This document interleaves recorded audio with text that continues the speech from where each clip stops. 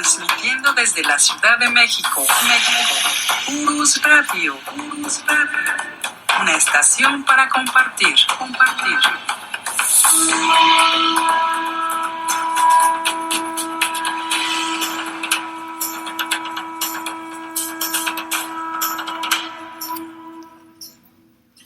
Hola, ¿qué tal? ¿Cómo están, amigos de Urus Radio?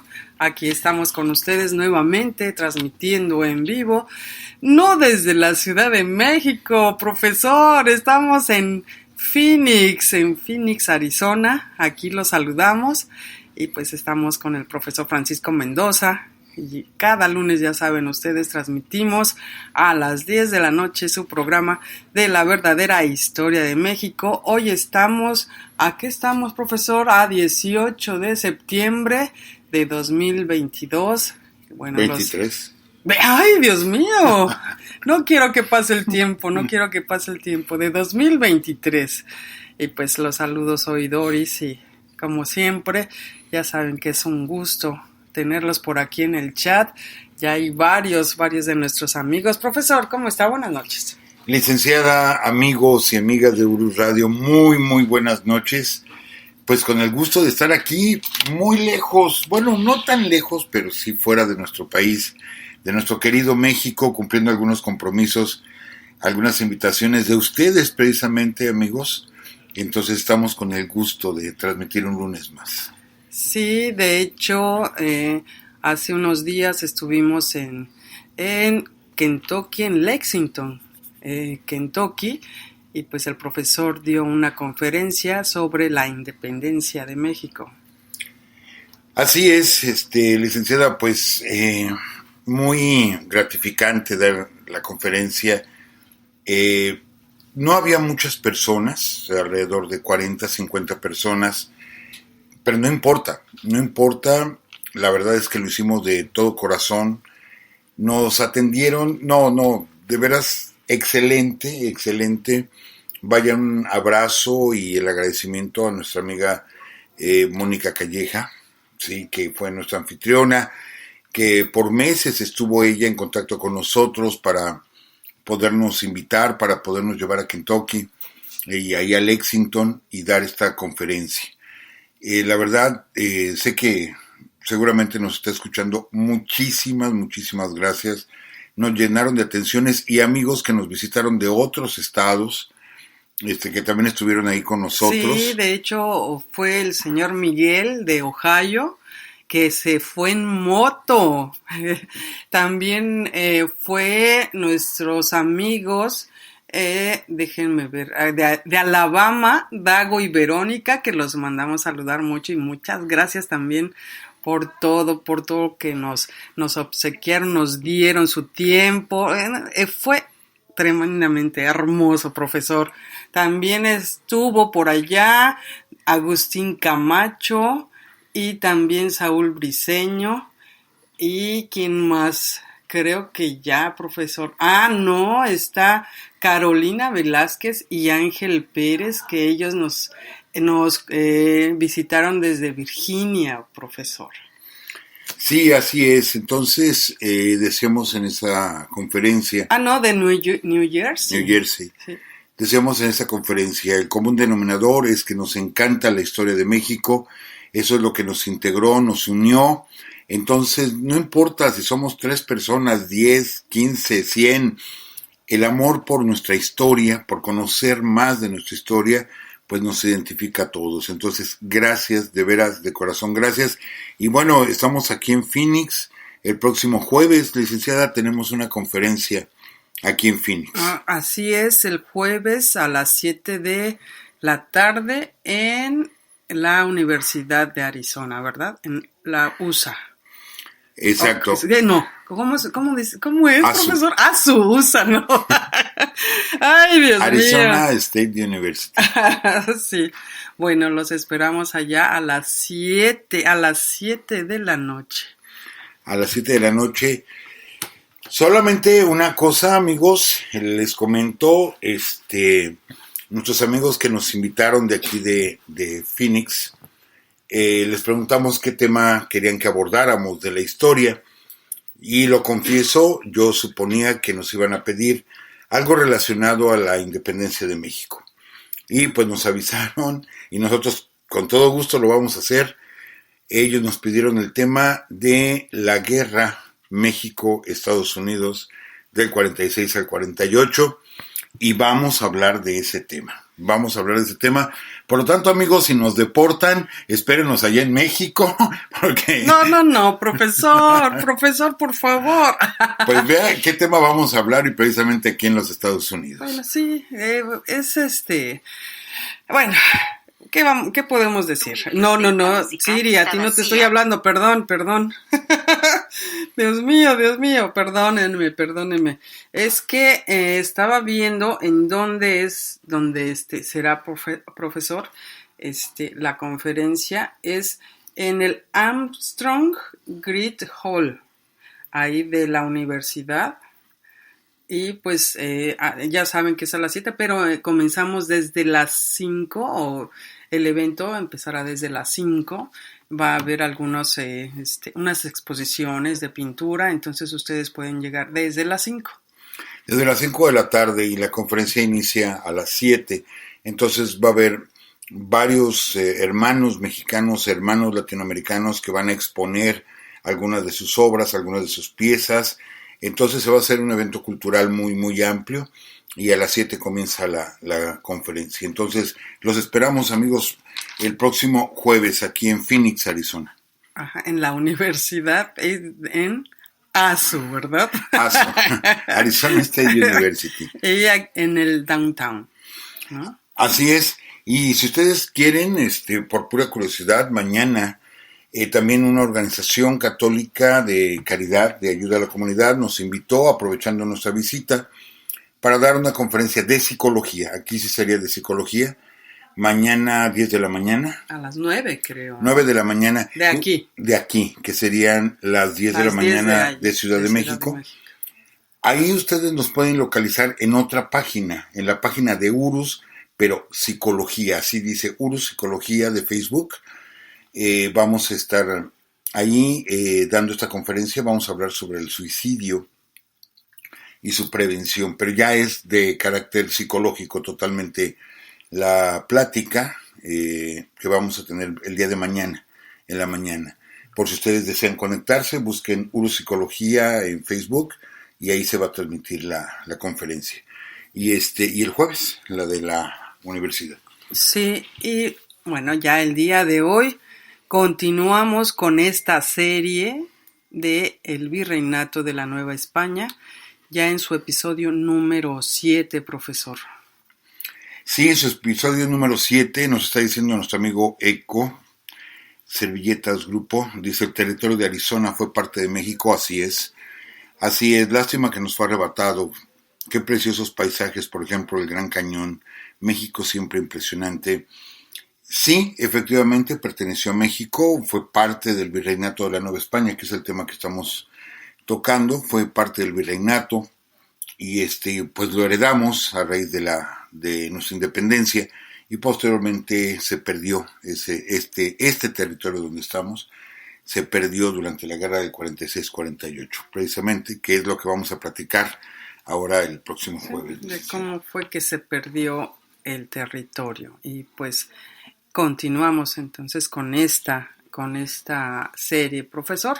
No sé si ya esté listo o necesite igual mandar algún mensajito. No, listo, y ya usted envía saludos ¿sí? A nuestros amigos que amablemente están aquí en el chat. Pues amigos, comencemos ya en este episodio número 7 de lo que fue el Virreinato de la Nueva España. Van a decir qué tramposo el profesor. ¿Sabían ustedes, amigos, que hay un niño secuestrado en la Catedral de la Ciudad de México y que tiene más de 300 años ahí secuestrado ese niño? Es una historia formidable que tiene que ver, bueno, voy a platicarles la historia ya casi para terminar el programa, porque tenemos allá en la catedral un niño secuestrado y vamos a platicar todo esto, pero el origen de este secuestro Es de lo que vamos a platicar el día de hoy, amigos, los piratas. A ver, nos quedamos en el cuarto virrey de la Nueva España. Todavía se está formando este virreinato. Hay todavía conquista, todavía hay guerra de conquista, inclusive lo hemos dicho, territorios que nunca fueron conquistados en los 300 años que estuvieron aquí, no fueron conquistados, pero se le comenzaba a dar forma a lo que es el virreinato. Algo que es muy importante mencionar, ¿sí? La importancia, válgame la redundancia, la importancia de lo que fue la minería en el territorio. ¿Por qué lo decimos? Porque de 1534 a 1553, amigos, del 34 al 53, en solo 19 años, se descubren las minas de Guanajuato, del Real del Monte, en Pachuca, de Tasco, de Santa Bárbara, de Fresnillo, en solo 19 años. Y estamos hablando, por ejemplo, las minas de Guanajuato, estamos hablando de la Valenciana, estamos hablando de muchísimas minas en nuestro querido estado de Guanajuato. En ese tiempo, la ciudad principal, y durante prácticamente 2 siglos y medio más, la ciudad principal, ¿sí? En todo lo que era el territorio conquistado por España, era la Ciudad de México. Era la principal ciudad de todo, juntando todos los virreinatos, ¿eh? Hablamos de lo que es Norteamérica, hablamos de lo que es Centroamérica y Sudamérica. La principal ciudad era Ciudad de México. La segunda ciudad en importancia era Lima, ¿sí? Allá en el Perú, que bueno, sabemos que es el territorio del Imperio Inca, y aquí el territorio del Imperio Mexica. La tercera ciudad más importante de toda la América era Guanajuato. Era precisamente Guanajuato, por la riqueza de sus minas. Es que yo me lo figuro que solamente había que rascar hasta con las uñas y brotaba la plata. México sigue siendo el principal productor de plata. Somos riquísimos en este mineral, y les digo, durante prácticamente 2 siglos, la tercera ciudad más importante de toda América era Guanajuato. La primera Ciudad de México, la segunda Lima y luego Guanajuato, para que veamos la riqueza, ¿sí? Pero no era el único lugar.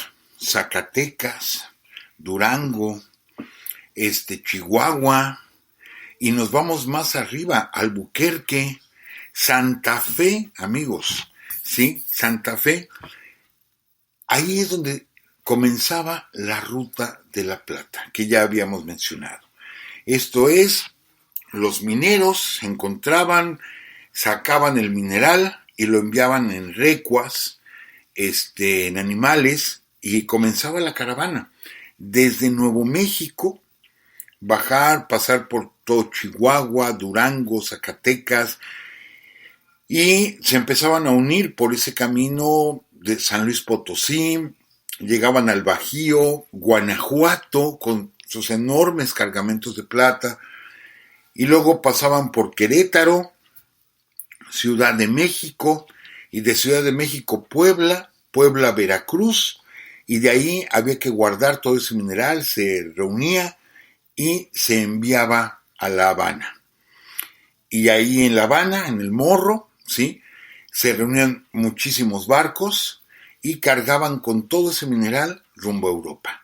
Pero también había otros puertos muy importantes. Por ejemplo, toda la plata de Bolivia.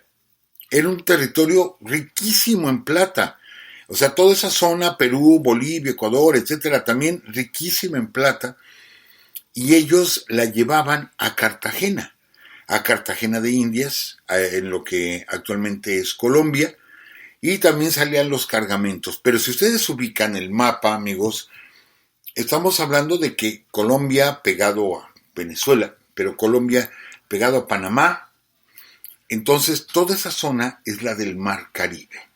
Toda esa zona. Entonces, se reunía Golfo de México con Mar Caribe y había que pasar por las Antillas y llevar todo ese mineral rumbo a España, que se estaba enriqueciendo de todo lo que estaba llegando. Pero acuérdense lo que les decíamos, no entraron en este reparto del botín ni Holanda, ni Francia, ni Inglaterra, no entraron en este reparto. Entonces todo estaba en manos de Portugal, en manos de España, y esto provoca, entre ellos hay guerras, ¿sí? Son dos grandes potencias, España e Inglaterra, y de pronto tienen como aliados a los franceses, o a los italianos, o a los holandeses, a los portugueses. Tardaríamos mucho tiempo en explicar cómo se dieron esas alianzas entre los países, pero los dos principales enemigos, Inglaterra y España, son los dos principales enemigos. Ahorita vamos a brincarnos un poquito en fechas, amigos, después retomamos otra vez la línea del tiempo y hablemos, por ejemplo, de Isabel I, ¿sí? Que es la que empieza a entregar patentes de corso, esto es, son piratas, pero autorizados por el gobierno inglés, o autorizados por el gobierno francés, o autorizados por el gobierno holandés, para poder asaltar los barcos españoles. Vamos a definir esto bien, amigos, porque hay mucha confusión en ocasiones. ¿Qué es un pirata?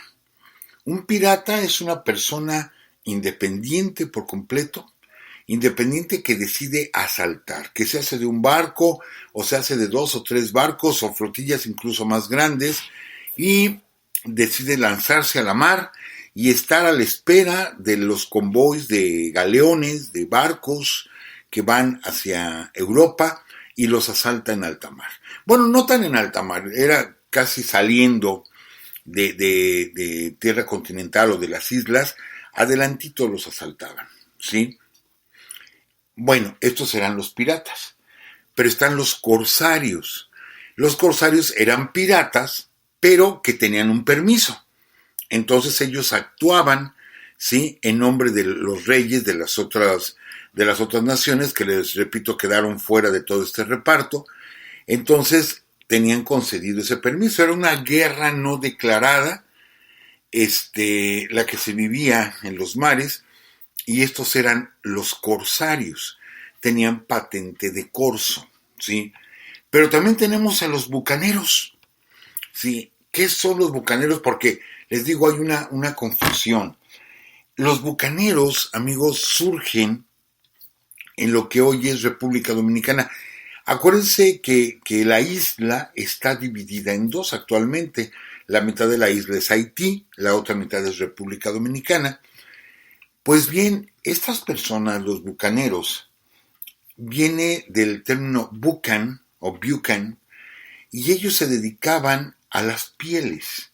Ellos se dedicaban, o sea, tenían otro tipo de oficios, pero los españoles los sacaron, los echaron prácticamente de la isla, les quitaron sus bienes, ¿sí?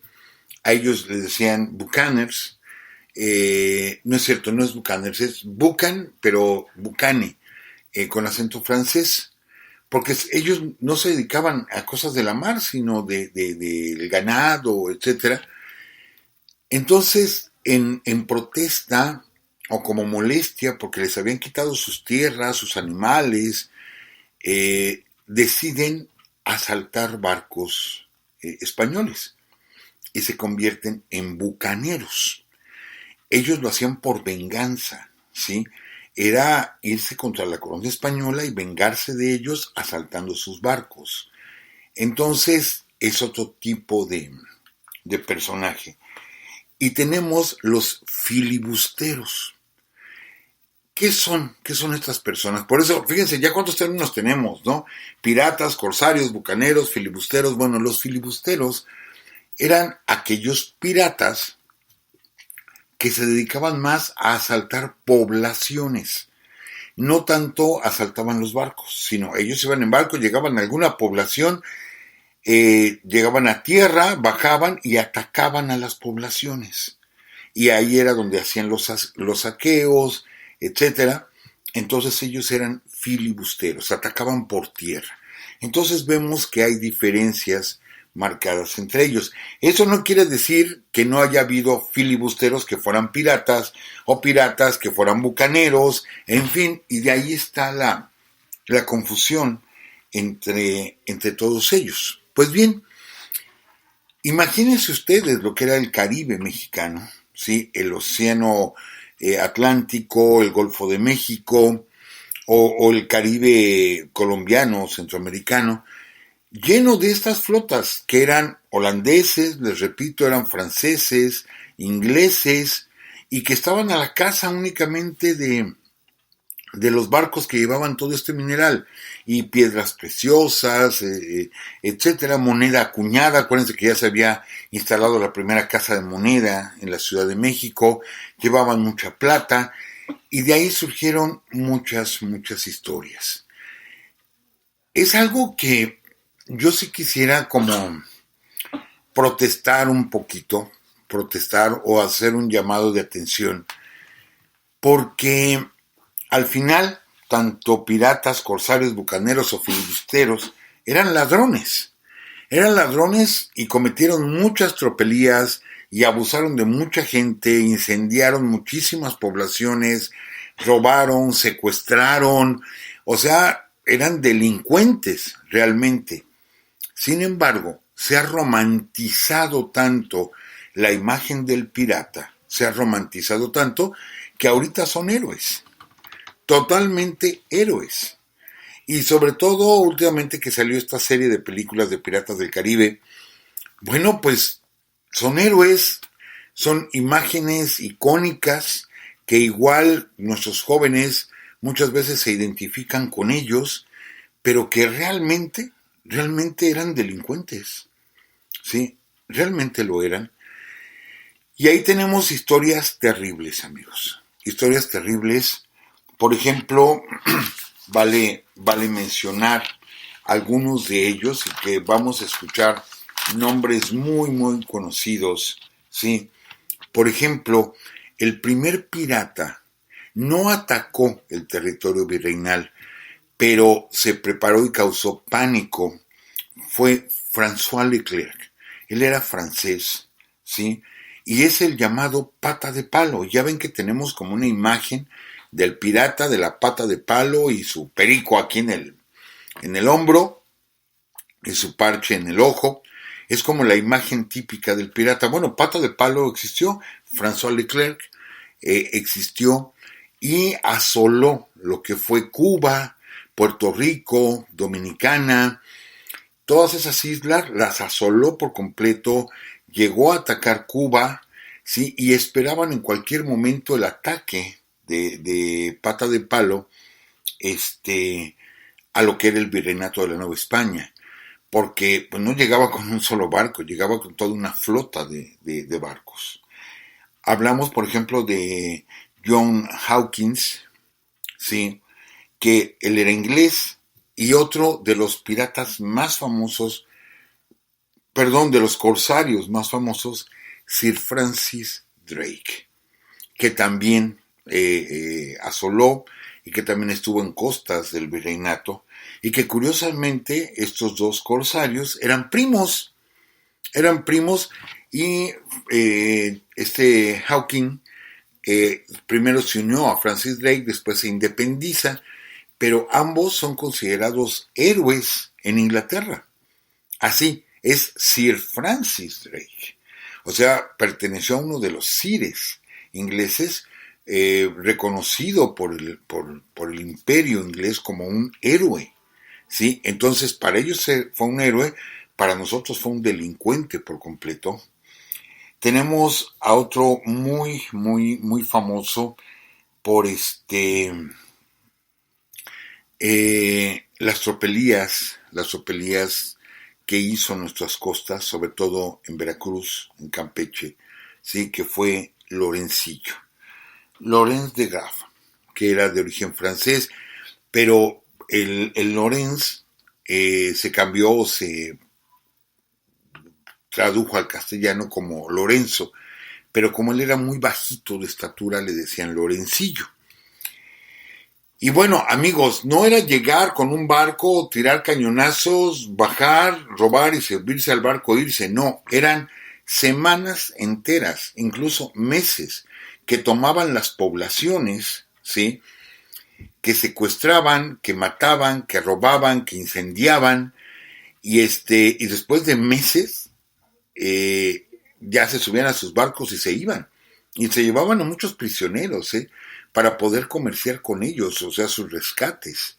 Entonces, causaban pánico a las poblaciones, pánico a las poblaciones, y la gente cuando veía que se acercaban estos barcos, huían tierra adentro, se metían en la sierra con sus bienes o a la selva para escapar de estas personas.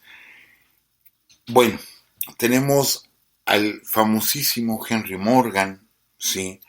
Tenemos a Diego el Mulato, tenemos hay un personaje, Francisco Franco, que no es el Franco de España del siglo XX. Francisco Franco, que fue... encontré este dato, igual ustedes amigos me pueden ayudar porque yo sé que varios de ustedes viven en las costas, pero hay que hacer una investigación de todo esto y hay varios libros escritos sobre la piratería en México, pero encontré este dato que me pareció muy interesante. Francisco Franco, él está en el Pacífico y la población que él ataca del Pacífico, porque tuvimos piratas también de ese lado, fue la población de Acaponeta, en lo que hoy es nuestro querido estado de Nayarit. Y él fue el primero, según los datos que encontré, si no corregimos, amigos, él fue el primero que utilizó una bandera, pero era una bandera roja, con un cráneo, ¿sí? Y los fémures cruzados, de color blanco, pero era una bandera roja. Y él se identificaba con esta bandera en su barco.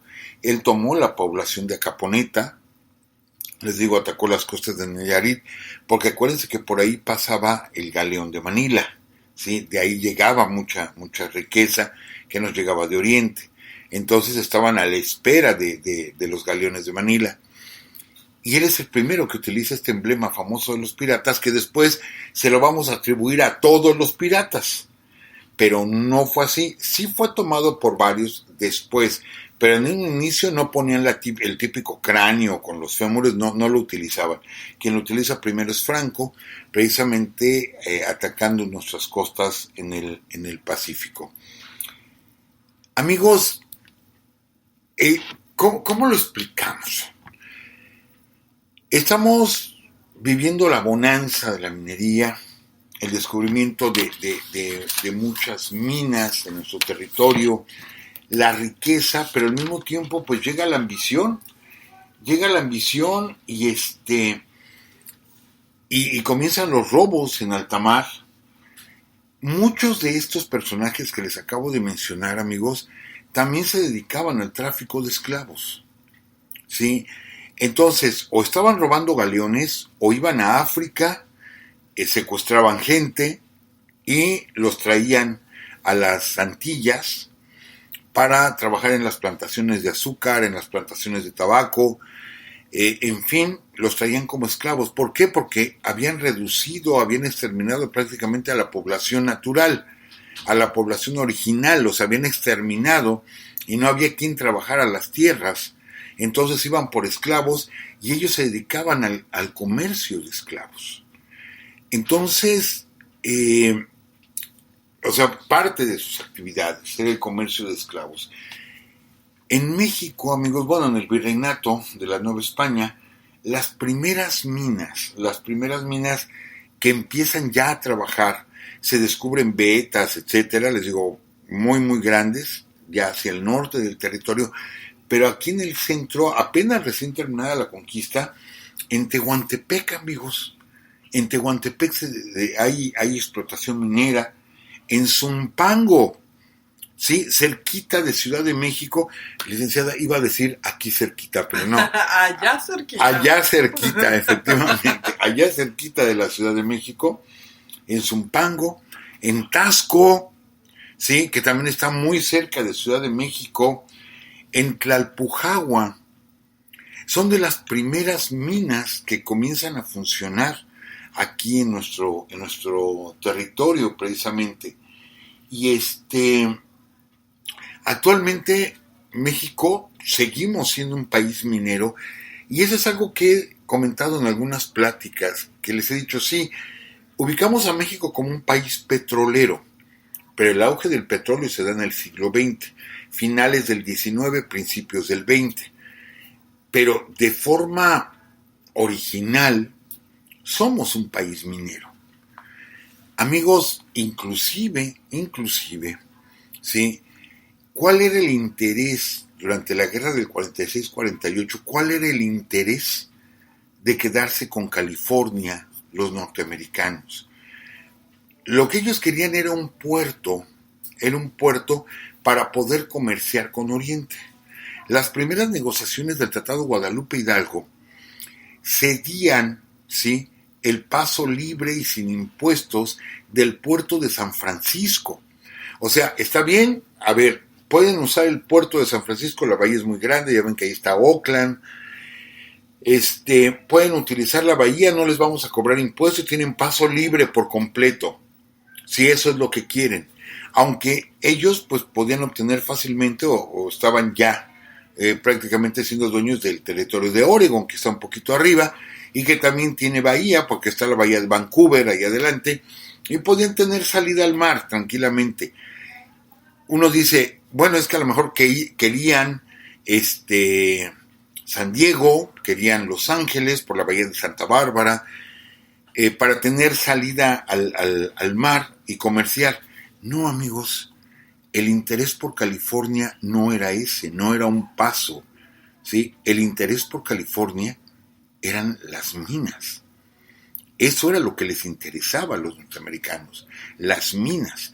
Pero para poder llegar, tenían que cruzar Nuevo México y tenían que cruzar Arizona, para cruzar en línea recta, si no tenían que dar la vuelta por el norte. Entonces de una vez me llevo a Arizona y Nuevo México.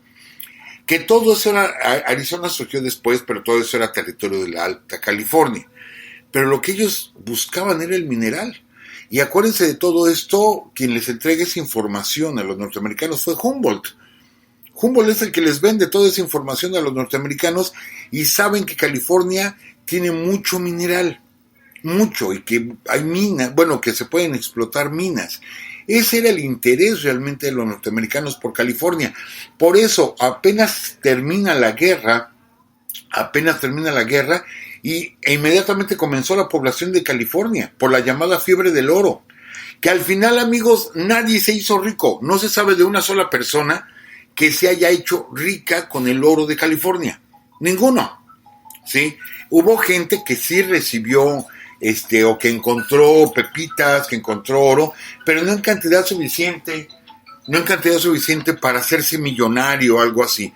Pero de que se pobló California, se pobló bastante debido precisamente a la fiebre del oro, porque era lo que les interesaba, el mineral, ¿sí? Pero bueno, me regreso un poquito. Entonces, amigos, México ha sido un país predominantemente minero, y de ahí tenemos el nacimiento de varias ciudades que eran asentamientos por donde pasaba la Ruta de la Plata. Vamos a seguirla de nuevo, amigos, desde Albuquerque, Santa Fe, Chihuahua, que también se encuentra mineral, pero que también ahí van a llegar a descansar en la Ruta de la Plata, estas conductas de animales, estas recuas, ¿sí? Y luego van a bajar hacia Durango, van a bajar hacia Zacatecas, llevan toda esa ruta y se empiezan a fundar ciudades. Entonces, nuestro país está trazado por la Ruta de la Plata. Por lo menos en la parte norte del país está trazado por la Ruta de la Plata. Tan es así que actualmente la carretera 41, si mal no recuerdo, la carretera 41, la 43 y la 45, que es la carretera que va hacia San Luis Potosí, la carretera que va hacia Nogales y la carretera que va hacia Monterrey. El trazo de la carretera actualmente, ahorita, 2023, es precisamente la Ruta de la Plata. Sobre esa misma ruta, ¿sí?, se construyeron las carreteras actuales de nuestro país, las carreteras que llevan del Bajío, que sería Querétaro, ¿sí?, hacia el norte del país, están trazadas por esa ruta por donde caminaron los animales y las gentes cargando costales de mineral. Y nosotros, bueno, pues vamos por una carretera como cualquier otra carretera y no nos imaginamos que ese camino fue trazado a lomo de animal, ¿sí? Y llevando esa riqueza, y que ahí está, en pleno año 2023, pues sigue estando ahí la Ruta de la Plata. Amigos, actualmente México sigue siendo muy rico. Procuramos no hablar de política actual, aunque hace poco alguien me hacía un comentario, es que a veces como que se le sale algo, ¿no?, de política actual. Sí, no lo dudo. Bueno, estamos inmersos en la vida político, social, religiosa, deportiva de nuestro país, obviamente. Y a veces como que se nos puede escapar algún comentario. Esto lo digo del día de hoy, van a decir, es que no debe hablar de hoy, pero no son datos que nos inclinen hacia un lado o hacia el otro. Solamente decirles que México sigue siendo muy rico. Tenemos actualmente 97 minas, y no son las minas de antes, son minas muy grandes. 97 minas al aire libre, 97. Y tenemos 152 minas subterráneas. O sea, seguimos sacando mineral del subsuelo mexicano. Y seguimos con ese gran ingreso económico. Ahorita nuestro primer ingreso son las remesas que se envían de aquí de Estados Unidos a México. En segundo lugar, el petróleo. En tercer lugar, el turismo. Y en cuarto lugar, la minería. En quinto lugar ya viene la manufactura, ¿sí?, de tantas empresas que tenemos en México. Sería el quinto ingreso en nuestro país, pero la minería sigue estando en los primeros lugares. Entonces, amigos, de ahí les digo, podemos hablar de muchas historias de piratas. Yo haría la propuesta, se lo diría a la licenciada y a ustedes, ya después hacer una serie directamente sobre los piratas, porque si no nos vamos a tardar mucho tiempo, porque son muchas historias. Pero yo los quiero dejar con una, antes de pasar a otro tema, los quiero dejar con una, les decía, ya casi al final del programa lo vamos a comentar. Amigos, ¿qué pasa con este niño? Por eso les digo, México sigue teniendo ahí la huella del paso de los piratas. Está Veracruz, que fue una ciudad amurallada, pero se destruyó la muralla. Pero Campeche, una hermosísima ciudad, y todavía están las murallas de la ciudad de Campeche, ¿sí?, porque se cerraban ahí para la protección. Me adelanto un poquito en la historia. En el año de 1622, un sacerdote, Francisco Sandoval de Zapata, ¿sí?, va a partir de España hacia el virreinato. Junto con él viene un niño Dios, ¿sí?, no bebito, pero sí la imagen de un niño, con muy ricos atuendos, una imagen, bendecida, por el Papa, y que este hombre, Francisco Sandoval de Zapata, viene como administrador de los bienes de la iglesia. Entonces, él va a llegar a la Catedral Metropolitana, estamos hablando de 1622, va a llegar a la Catedral. Entonces trae este pequeño niño Dios, les digo, no bebé, sino un niñito como de 3, 4 años, y viene para la Nueva España, es atacado por piratas, pero en este caso barberiscos, esto es piratas árabes, y es secuestrado, él junto con más marineros, son secuestrados y son llevados al puerto de Argel, en el norte de África. Pues bien, resulta, como les digo, ellos se dedicaban también al secuestro. Entonces, ellos piden rescate por Francisco Sandoval de Zapata. Piden rescate. Bueno, de aquí a que envían el mensaje, a que el mensaje cruza toda Europa, que el mensaje llega a Roma, etcétera, etcétera, se pasa el tiempo. No pasó una semana ni un mes, pasaron 7 años, amigos. 7 años en los que tardó Roma en pagar el rescate de Francisco Sandoval de Zapata. Y entonces ya al pagar el rescate deciden liberarlo. Pero este señor ya se había muerto. Entonces lo que envían son los huesos de este sacerdote. Envían los huesos, bueno, ya nos pagaste, pues ahí te va lo que nos queda de él. Y envían los huesos junto con un baúl donde viene este niño. ¿Sí? Eso es lo que regresan los barberiscos, los huesos nada más, porque se tardó un poquitito la iglesia en pagar el rescate. Bueno, pues por X o Y motivo, como el objetivo es que él llegara a la Ciudad de México, llegara a la Catedral Metropolitana, pues al final lo que llegó fue el baúl donde venían varios objetos religiosos, llegaron a la catedral, fueron enviados a la catedral, entre ellos este niño. Pero este niño, sí, como duró 7 años, secuestrado junto con el difunto Francisco Sandoval, a este niño lo representan con cadenas y le ponen grilletes y cadenas en las muñecas. Es un niño, según he visto fotografías, yo no lo he visto así en persona, he visto fotografías, debe de ser como de unos 50 centímetros de alto, y tiene grilletes y cadenas en sus muñecas. Entonces viene a dar, les repito, a México, y deciden ponerlo en una capilla, en la capilla de Nuestra Señora de la Antigua, ahí en Catedral. Ahí está la capilla de Nuestra Señora de la Antigua. Ahí lo colocan a Nuestra Señora de la Antigua, la colocan ahí, y a sus pies está este niño. El único problema, bueno, ustedes saben que los santos, vírgenes, etcétera, tienen advocaciones.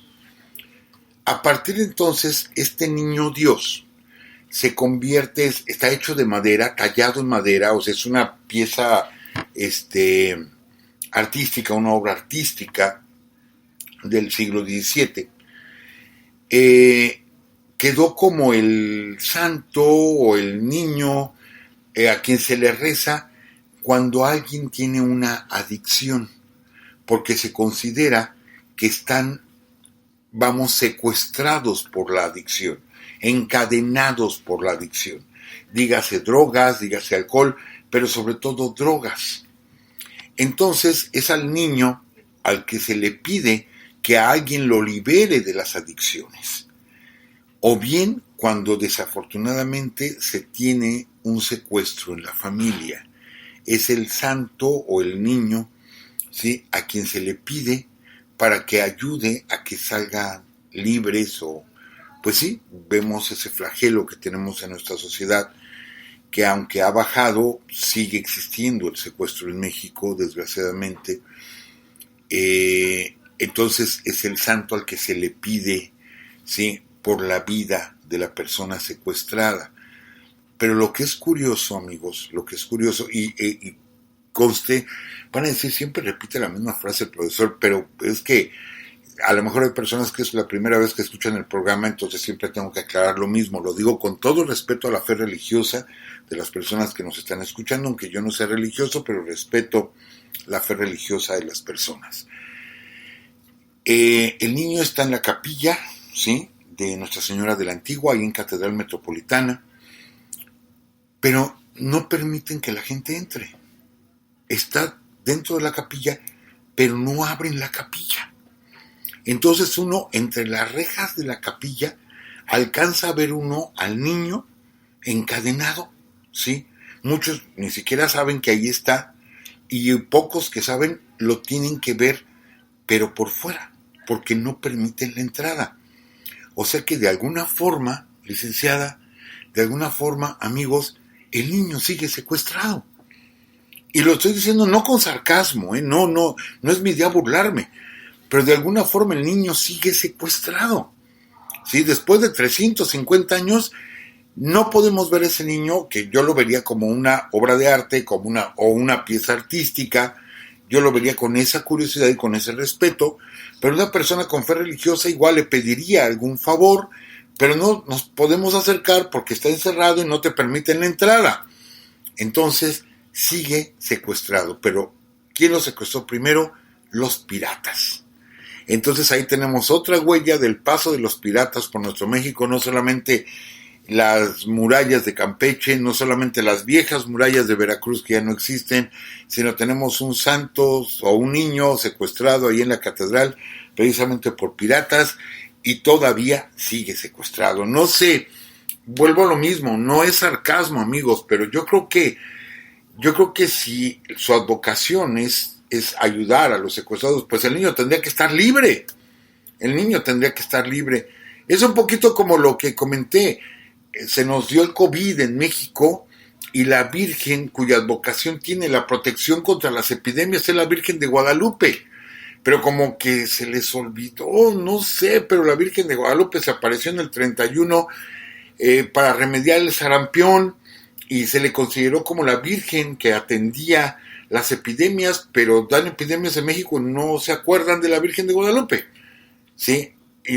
E insisto, yo sé que va a haber alguien que va a decir que estoy faltando al respeto o que estoy siendo sarcástico. No es sarcasmo, es que también nos olvidamos de esa parte de la historia. Aunque sea historia religiosa, también nos olvidamos de esa parte de la historia. Y bueno, pues están estos dos ejemplos. Amigos, la Ruta de la Plata, 2.600 kilómetros. 2.600 kilómetros. Y el virreinato comienza a tener auge, mucha gente viene de Europa con esa idea de explotar la plata, o ya tienen parientes aquí, y de ahí surgen muchísimas historias, algunas que vamos a comentar la semana que entra porque ya nos queda muy poquito tiempo, de lo que fue la riqueza ya de las minas, de cosas fabulosas que sucedió con toda esa riqueza. Vamos a comentar varias situaciones así. El famoso Quinto Real, todo lo que llega a España y que convierte a España en una gran potencia, ¿sí? En la principal potencia y el principal país imperialista, y empiezan a tener posesiones por todo el mundo. Y los virreinatos son los que pagan sus guerras, se pelean a cada rato en Europa y se llevan hombres de aquí a pelear. De pronto hay esclavitud. Y yo quiero comentar, ya casi para terminar, que en mayo del año que entra, ¿sí?, se van a cumplir 500 años, decíamos hace un tiempo, ¿se acuerda, licenciada, que decíamos, se va a cumplir los 500 años de todo, 500 años de tal batalla, 500 años de esto, 500 años de aquello? Van a ser los 500 años de varias cosas. Bueno, pues 2024 se van a cumplir 500 años de la llegada a la Nueva España del hierro real. ¿Y qué es el hierro real? Es el hierro el cual se ponía al rojo vivo, ¿sí?, para poder marcar en los muslos, en los glúteos, o en la mejilla, o en la frente, ¿sí?, a nuestros naturales. Esto no es un mito, esto no es invención.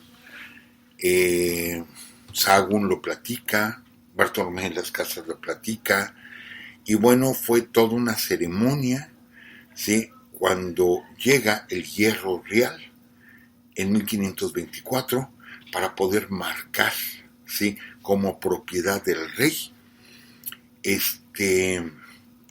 a nuestros naturales. ¿Y qué creen? Esto es bueno, ¿cómo lo podemos decir? Lo irónico del caso, que aquellos que fueran marcados con el hierro real eran propiedad del rey, directamente propiedad del rey. Por lo tanto, le convenía a mucha gente ser marcados mejor por el rey, porque eran más respetados, ¿sí? Porque tenían el hierro real. Pero cuando llegó ese hierro aquí, a estas tierras, bueno, América, estamos en América, no estamos en México, pero estamos en América. Bueno, fue toda una ceremonia por el envío o el obsequio que hace el rey de España. Y estamos platicando, les repito, cosas reales por completo, ciertas. Sí, habrá quien comente, es que eran otros tiempos, sí, no podemos juzgar con la mentalidad de nuestro siglo aquellos acontecimientos. Tienen razón, tienen toda la razón. Yo creo que eso los justifica, mas no los disculpa, ¿sí? Los justifica, mas no los disculpa. Sí, era en otros tiempos y era como se hacían las cosas, pero les digo, hay una justificación, pero no hay una disculpa a ello, porque efectivamente aquí había esclavitud hasta que se dieron en 1542 las leyes nuevas y se cambia la esclavitud por la encomienda, que era una esclavitud totalmente disfrazada. Es algo que también nos han dicho, ¿sí? Pocas personas, la verdad es que muy pocas personas, pero sí lo han comentado, nuestros respetos para ese comentario, de que estamos fomentando la leyenda negra. No creo, amigos, creo que estamos haciendo comentarios históricos y no es que fomentemos la leyenda negra, y yo quiero aclararlo, no es lo mismo la Castilla de hace 500 años que la España amiga de México de nuestro siglo. Eso es algo muy, muy distinto, ¿sí? Tenemos amistad y excelentes relaciones con España. Hay cierta hermandad con España, no lo niego, nuestra lengua nos hermana de alguna forma y tenemos también un origen español, que comentábamos más que origen español, es origen árabe, era lo que platicábamos en el programa la semana pasada, ¿no? Sí. Que tenemos muchísimo de árabe por los españoles precisamente, tenemos muchísimo de los árabes, pero bueno, de alguna forma sí estamos hermanados, no lo niego, amigos, pero el hecho de que estemos hermanados con la España actual y que México recibió, ¿sí? Durante la dictadura de Francisco Franco, México recibió a tanto español, que enhorabuena que hayan venido a nuestro país, bienvenidos a México. Están todos estos niños de Morelia, están, bueno, tantos españoles que llegaron y siguen llegando a nuestro México, que, insisto, les damos la bienvenida y qué bueno que llegaron.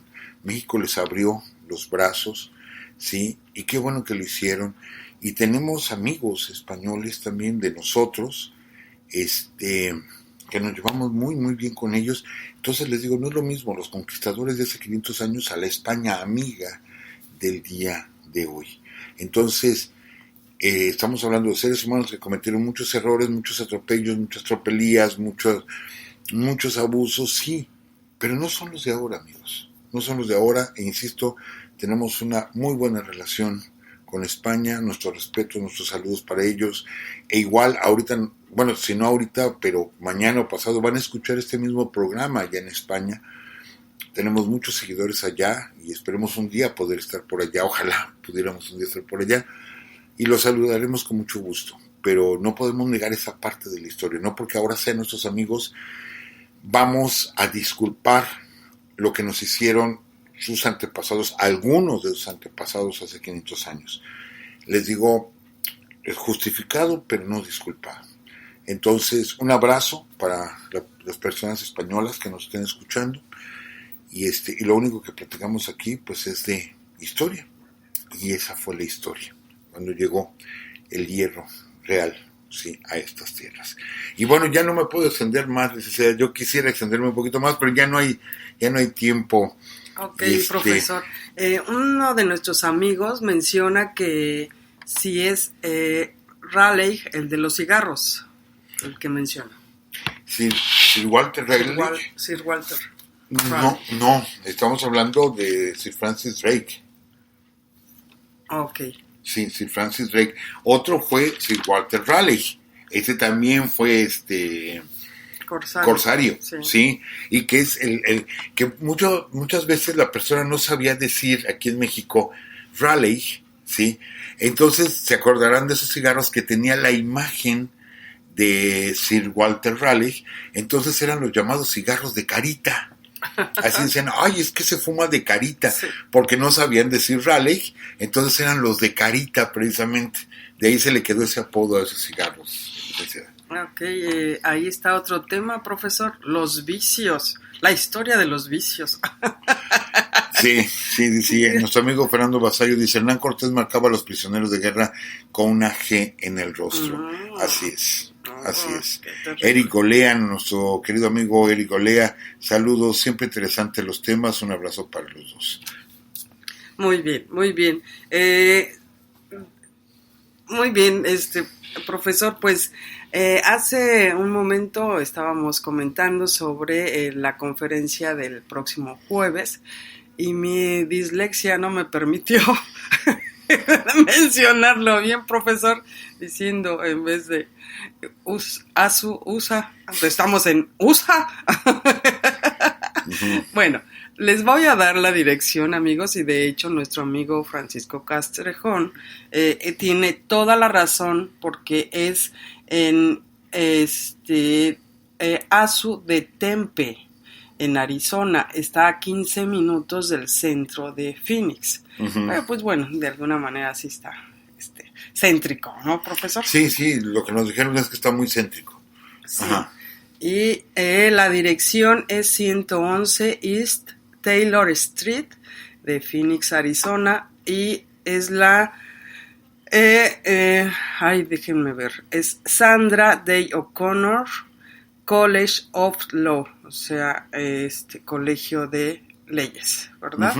Sí, y de la universidad, pues, del estado de Arizona. Y también agradecemos a nuestros amigos de Semillas Arizona, que son los que han estado en la organización del evento. Y pues ya nos veremos muy, muy pronto, amigos. ¿Y qué otra cosa se me pasa, profesor? El 28 en Palacio de Minería, a las 7 de la noche, es jueves 28, van a poder registrarse, pueden subir, no, estoy mal, yo voy a subir el flyer para que también ustedes puedan registrarse. Voy a subir el link para que también ustedes puedan asistir allá a Palacio de Minería. Hay algunos otros mensajitos, de hecho sí hay varios mensajitos en el chat. Gracias a todos nuestros amigos que nos acompañan lunes tras lunes aquí en el chat y que les agradecemos muchísimo. Graciela García dice que es la primera vez que está en el chat. María Gil también, bueno, ya llegó tarde, dice que se fue el sonido. No se ha ido, todo está perfectamente. Hay que checar tu internet. Sí, yo aquí estoy viendo que todo está en orden. Y pues, amigos, nos vamos. Gracias de verdad a todos los que están aquí en el chat, sí. Dice nuestro amigo Juan Miguel Cornejo, es en Phoenix, Arizona, no es en Tempe. Pero es que forma parte de, o sea, es la misma ciudad, sí. Aquí nos dice. De hecho, él es uno de los organizadores. Ok, entonces es en Phoenix, Arizona. Bueno, ya qué bueno que nos aclaraste, amigo Juan Miguel Cornejo. Entonces es en Phoenix, Arizona, no en Tempe. Bueno. Pero si da la dirección otra vez, licenciada. Sí, claro que sí, doy nuevamente la dirección. ¿Es el qué? ¿111? Es, sí, 111, voy nuevamente, aquí está, 111 East, sí es East, ¿verdad? Taylor Street, Phoenix, Arizona. Pues sí, Phoenix, Arizona. En la universidad. Sí, igual como nosotros no estamos muy familiarizados aquí, pensamos que igual Tempe es parte de Phoenix, pero pues ya nos aclararon que no. ¿Sí? Bueno, gracias amigo Manuel Cornejo, gracias. Y pues ¿qué más nos queda? Pues solamente esperarlos el próximo jueves. Habemos permítanme, habemos no. Es que, perdónenme por los chistoretas. A veces soy demasiado simple, pero bueno, que aquí algunos amigos dicen que de Tlaquepaque, Marisol Rojas, Pablo Escobar, Alejandra Serna, Antonio Jiménez, que nos acompaña lunes tras lunes, también la arquitecta Montserrat Martínez, también siempre nos acompaña. Muchísimas gracias, de verdad, gracias a todos por sus mensajes también de cariño. Aquí nuestro amigo, que de repente aquí no se mueve, aquí está Carlos Alberto, gracias por tu mensaje. Dice, es un placer, los amo. Gracias, Carlos Alberto, también nosotros los amamos. Muchas gracias. Pues ahora sí nos vamos, que estén muy bien. Y bueno, ustedes escucharon algunos sonidos, algunos ruiditos. Pues tenemos algunos invitados, así es que pues a veces se van esos sonidos. Mil disculpas, pero pues ya saben ustedes que el programa es en vivo. Que estén muy bien. Sí, profesor. No, es que no alcancé a ver el nombre de la persona que nos envió un mensaje, que si podríamos hacer un capítulo sobre la gastronomía mexicana. No alcancé a ver tu nombre, mi amigo, pero yo te digo una cosa, no haríamos un capítulo, haríamos toda una serie, pero no, ¿cómo dicen? Se nos va a derramar la hiel de tanto antojo. Si empezamos a hablar de gastronomía mexicana, nuestra gastronomía es riquísima. Muy riquísima. Muy rica. Imagínense estar hablando aquí de gastronomía mexicana, no hombre. Sí. Nos vamos a enfermar. No, nos traeríamos nuestro chocolatito, nuestra botana, profesor. Sí, es que es riquísima nuestra gastronomía. Y si ustedes escucharon un episodio sobre los dulces tradicionales, ¿no, profesor? Sí. No, está tremendo esto. Pues ahora sí nos vamos, amigos. Acuérdense que estamos todos los lunes a las 10 de la noche en www.spreaker.com/user /Urus Radio, y pues reciban un abrazo cariñoso para todos ustedes. Que tengan muy buenas noches. Descansen, amigos, que ya les quitamos tiempo de sueño. Que estén muy bien. Ahora sí, nos despedimos. Permítanme.